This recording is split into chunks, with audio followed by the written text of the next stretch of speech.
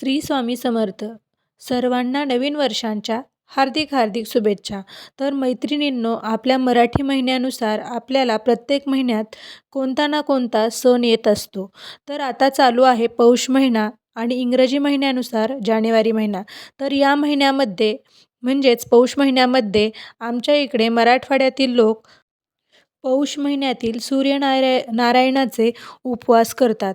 या महिन्यात कडाक्याची थंडी असते, त्यामुळे शेतकऱ्याच्या शेतात पिकलेले अन्नधान्य यांची पूजा संक्रांतीला केली जाते.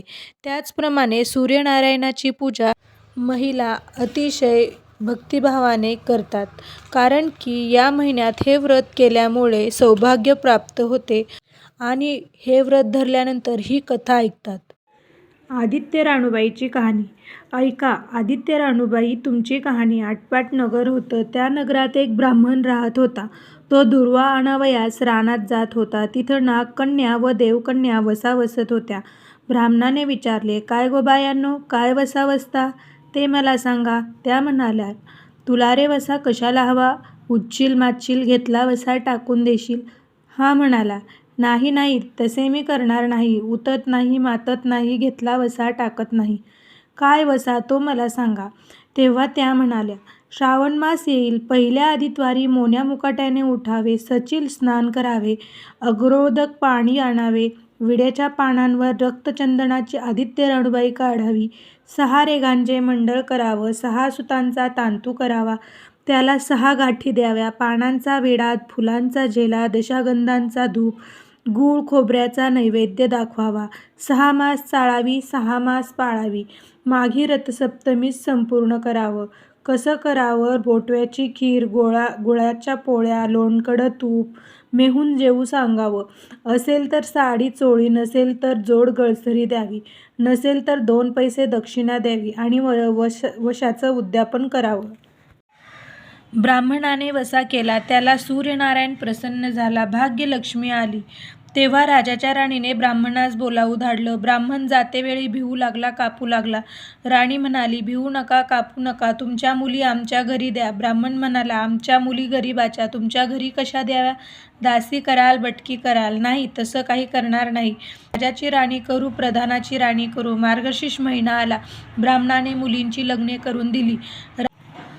एक राजाच्या घरी व दुसरी प्रधानाच्या घरी दिली. ब्राह्मण 12 वर्षांनी मुलींच्या समाचारास निघाला. राजाच्या घरी गेला. लेकीनं पाट दिला, पाय धुवायला पाणी दिलं. बाबा बाबा, गूळ खा, पाणी प्या. गूळ खात नाही, पाणी पित नाही. माझी कहाणी करायची आहे, ती तू आधी ऐक. ती म्हणाली, तुमची कहाणी ऐकायला मला वेळ नाही. आज राजा पारधीला जाणार आहे, त्याला जेवायला उशीर होईल. हे ऐकून त्याच्या मनात राग आला. तो तिथून निघाला. तो प्रधानाच्या घरी गेला. तिथेच तिनं बसायला पाट दिला, पाय धुवायला पाणी दिलं. बाबा बाबा, गूळ खा, पाणी प्या. गूळ खात नाही, पाणी पित नाही. आधी माझी कहाणी करायची आहे, ती तू ऐक. तुमची कहाणी नको ऐकू तर कोणाची ऐकू? घरात गेली. उतरंडीची 6 मोती घेतली.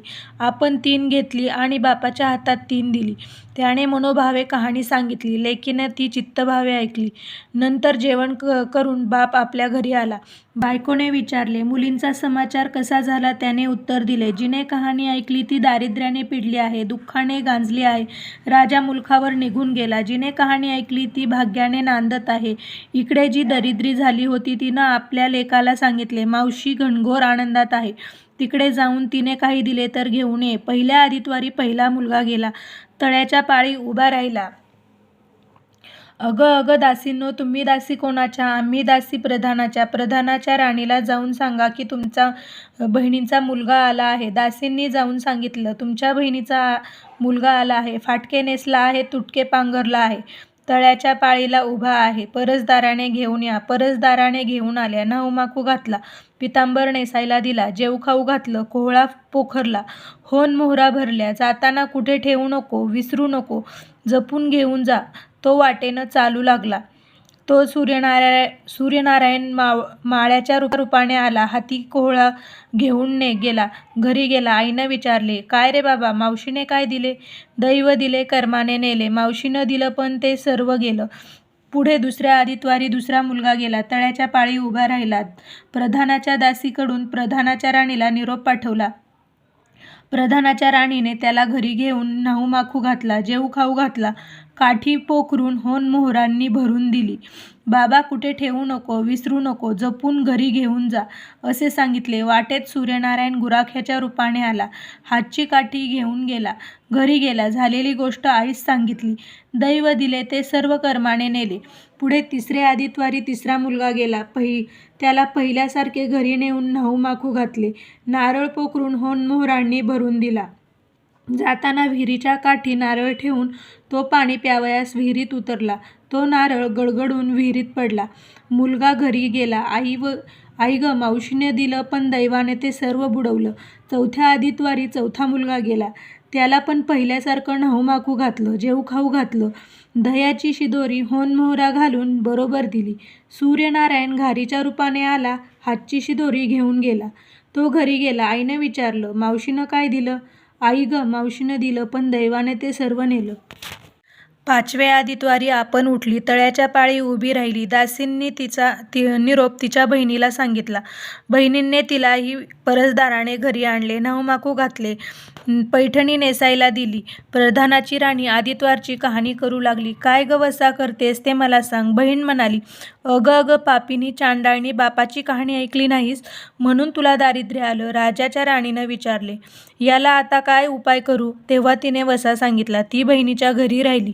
श्रावण मास आला. बहिणीने सांगितल्याप्रमाणे तिने सूर्यनारायणाची पूजा केली. इकडे राजाला भाग्य आले. राजानं बोलावू धाडले.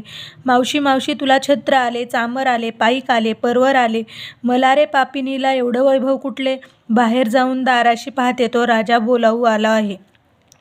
तशी ती घरी जायला निघाली. एकमेकींना बहिणींनी आहेर केले. वाटेने जाऊ लागली. तो पहिल्या मुक्कामात स्वयंपाक केला. राजाला वाढले. आपण आपलं पान वाढून घेतलं. तेव्हा 13 बहिणीची आठवण झाली. करारे हकारे, पिटारे डांगोरा, नगरात कोणी उपाशी आहे का याचा शोध करा. उपाशी नाही, काही नाही. वाटेनं एक मोळीविक्या जात होता. त्याला म्हणाले, आमच्या बाईची कहाणी ऐकायची, ये. तो राणीकडे आला. तशी 6 मोते राणीने घेऊन 3 त्याला दिली व 3 आपल्या हातात ठेवली. त्याची लाकडांची मोळी होती ती सोन्याची झाली. तो म्हणाला, बाई कहाणी ऐकल्याचे एवढे फळ, मग वसा घेतल्याचे काय फळ? काय वसा तो मला सांगा. तुला रे वसा कशाला हवा? उठशील मातशील, घेतला वसा टाकून देशील. उतत नाही मातत नाही, घेतला वसा टाकीत नाही. तेव्हा राणीने त्याला वसा सांगितला. दुसऱ्या दिवशी दुसऱ्या मुक्कामास गेली. स्वयंपाक केला. राजाला वाढले. आपले पान वाढून घेतलं. तेव्हा कहाणीची आठवण झाली. नगरात कोणी उपाशी आहे का याचा शोध करावा. उपाशी नाही, काही नाही. उपाशी नाही, तापाशी नाही, काही नाही. एक माळी चिंतेत बसला आहे. त्याला बोलविले आणि म्हटले, आमच्या बाईची कहाणी ऐक. तो म्हणाला, तुमची कहाणी ऐकून मी काय करू? मी आपल्या चिंतेत बसलो आहे. असे म्हणून तो आला. तशी राणीने 6 मोती आणली. 3 त्याला दिली. 3 आपण घेतली. राणीने कहाणी सांगितली. त्याने मनोभावे ऐकली. माळ्याचा मळा पिकू लागला. तो म्हणाला, कहाणी ऐकल्याचे एवढे फळ, मग वसा घेतल्याचे काय फळ? काय वसा तो मला सांगा. राणीने त्याला वसा सांगितला. पुढे तिसऱ्या मुक्कामास गेली. तिथं तिनं स्वयंपाक वगैरे केला. नगरात कोणी उपाशी आहे का याचा शोध करा. उपाशी नाही, तापाशी नाही, काही नाही. एका म्हातारीचा एक मुलगा वनात गेला होता.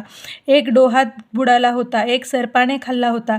तिला म्हणाले, आमच्या बाईची कहाणी ऐक. ती म्हणाली, कहाणी ऐकून मी काय करू? मी मुलांसाठी रडते आहे. बरे येते असे म्हणून ती आली. मग राणीने तिला कहाणी सांगितली. ती तिने चित्तभावे ऐकली. तिचा मुलगा वनात गेला होता. तो आला. डोहात बुडाला होता. तो आला. सर्पाने खाल्ला होता. तो आला. ती बाई म्हणाली, बाई कहाणी ऐकल्याचे एवढे फळ, मग वसा घेतल्याचे काय फळ? काय वसा तो मला सांगा. मग राणीने तिलाही वसा सांगितला. पुढ्या चौथ्या मुक्कामास गेली. तिथं पण पहिल्यासारखेच केले. कोणी उपाशी नाही, तापाशी नाही, काही नाही. काना डोळा मासाचा गोळा, त्याला हात नाही, पाय नाही, असा एक मनुष्य रस्त्यावर पडला आहे. त्याच्या अंगावर तांब्याभर पाणी ओतलं. पालथा होता तो उताणा केला. 6 मोते होती. त्यातली 3 आपण 3 घेतली व 3 त्याच्या बेंबीवर ठेवली. राणीने कहाणी सांगितली. ती त्याने मनोभावे ऐकली. त्याला हातपाय आले. देह दिव्य झाले. तेव्हा तो म्हणाला, बाई कहाणी ऐकल्याचे एवढे फळ, मग वसा घेतल्याचे काय फळ? काय वसा तो मला सांगा. राणीने त्याला पण वसा सांगितला. 5व्या मुक्कामास घरी आले. स्वयंपाक केला. षड्रस पक्वान्ने जेवायला केली. सूर्यनारायण जेवायला आले. भोजनास बसले. त्यांना पहिल्याच घासाला केस लागला. ते म्हणाले, "अगं अगं, कोण्या पापिणीचा केस आहे? राजाच्या राणीला 12 वर्षे दारिद्र्य आलं होतं. तिने आदित्यवारी वळचणीखाली बसून केस विंचरले होते. काळचवाळं डोईचा केस, वळचणीची काडी. डाव्या खांद्यावरून वेशी बाहेर टाकून दे." राजाच्या राणीला सूर्यनारायणाचा कोप झाला. तसा कोणाला होऊ नये. ब्राह्मण, मोळीविक्या, म्हातारीला इत्यादींना जसा सूर्यनारायण प्रसन्न झाला तसा तुम्हा आम्हांना हो, अशी 60 उत्तराची कहाणी 5 उत्तरी सुफळ संपूर्ण.